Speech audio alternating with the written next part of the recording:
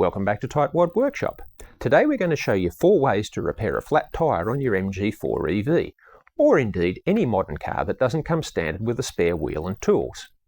Now the tyres on this car are still in good condition, so we're going to use these old Audi wheels for the demonstrations because their tyres are all either worn out or damaged.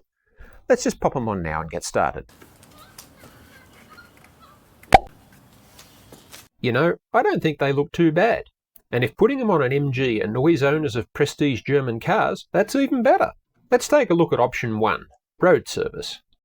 So the easiest way to fix a flat tyre is to make a call to your road service company.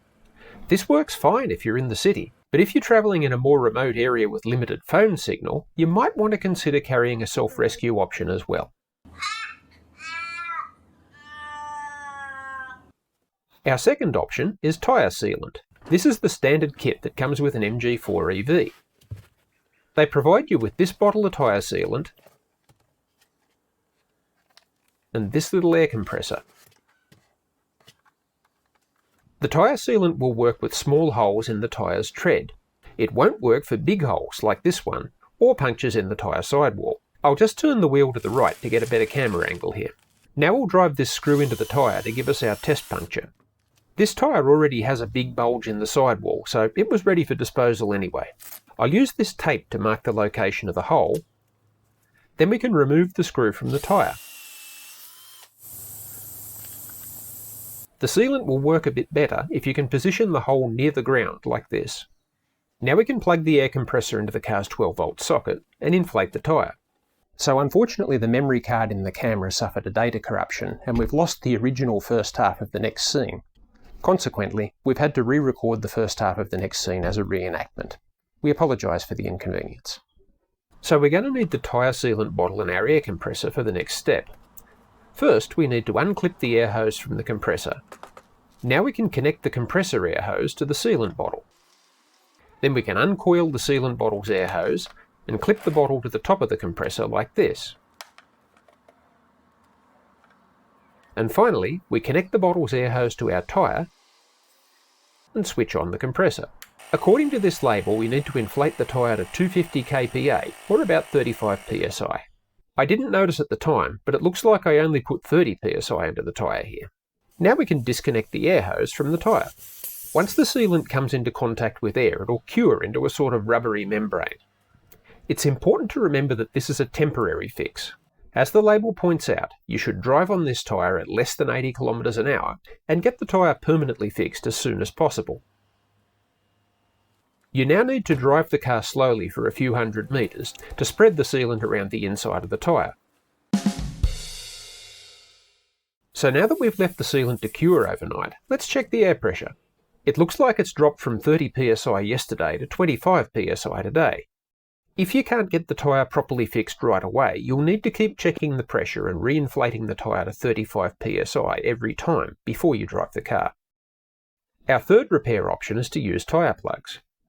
Just like with the tyre sealant, plugs will only work to fix small holes in the tyre's tread. They won't work for big holes like this, or punctures in the tyre sidewall. Once again, I'll turn our wheel to the left for a better camera angle. Then I'll intentionally puncture the tyre with a screw. If the screw stays in the tyre like this, the tyre will usually take a few hours to deflate. Now that would improve this video's runtime, but I don't want to wait that long.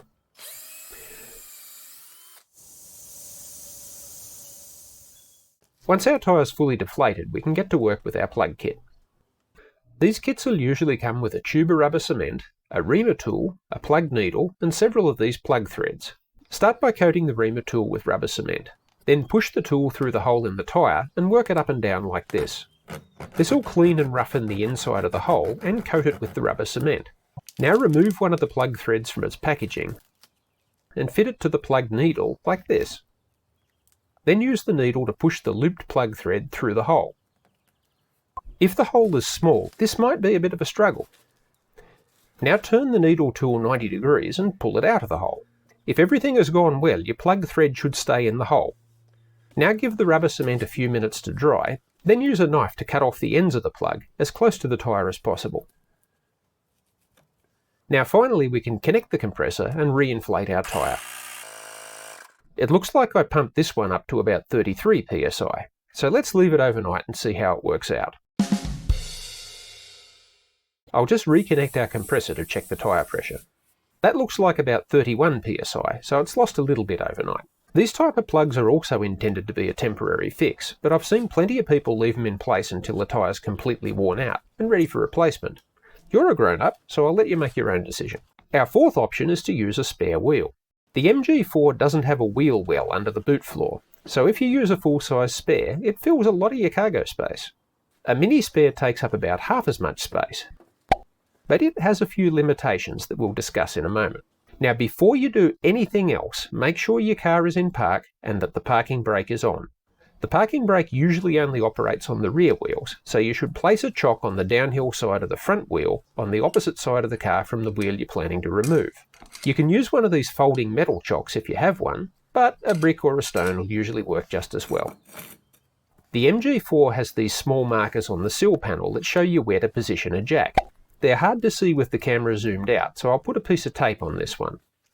Now we can position the jack under the car and wind it up by hand until it touches this part of the car body. Now we can attach the jack handle and wind it up until about half of the car's weight is held up by the jack. Next we need to pop off the plastic hubcap. Then we use a lug wrench to loosen our lug bolts. On this car, all of the lug bolts loosen in the lefty-loosey direction. If the lug bolts are too tight, then an X-shaped wheel brace like this one's a better tool for the job. Fit the brace to the lug nut, then push down this side with your foot while you lift the other side with your hand. You can also use this two-handed method for the less tight lug bolts. Now we can finish jacking the car up until the wheel's fully clear of the ground. Our X-brace also makes fast work of removing the lug bolts. Once all the lug bolts are removed, lift the wheel off the hub and take it away. Now we can fit our mini spare to the hub.